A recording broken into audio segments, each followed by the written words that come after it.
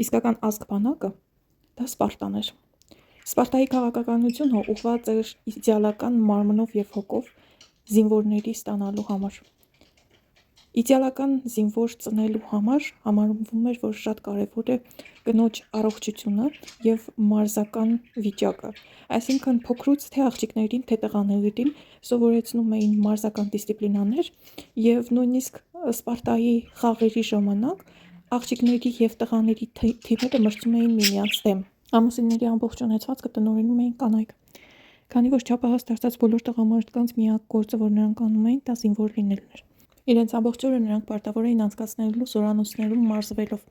և միայն արևի մայր մտնելուց հետո կարող էին տեսնել իրենց կանանց։ Արևի բացվելուց հետո պետք է հեռանային։ Դա օրենք էր։ 300 սպարտացիներ ֆիլմի ռեժիսորները այդ օրենքը ևս շատ հետաքրքիր